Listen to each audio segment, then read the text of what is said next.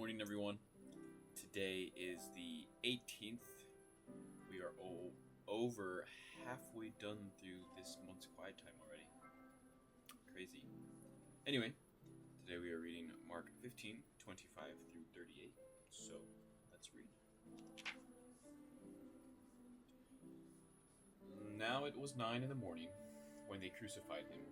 The inscription of the charge written against him was, "The King of the Jews."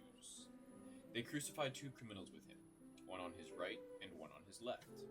Those who passed by were yelling insults at him, shaking their heads and saying, "Ha! The one who would destroy the temple and rebuild it in 3 days, save yourself by coming down from the cross."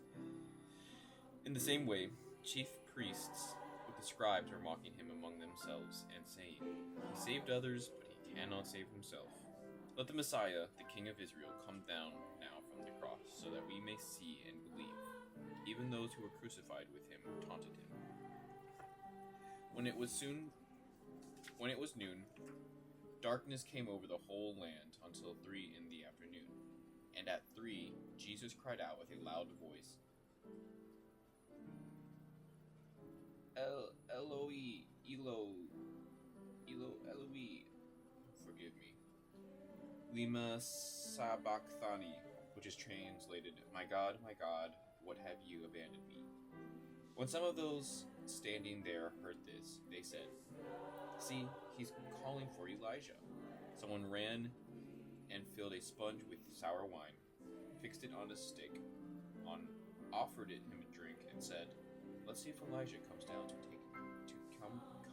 take him down." Jesus let out a loud cry and breathed his last. Then the curtain of the temple was torn in two from top to bottom. When the centurion that's verse 39.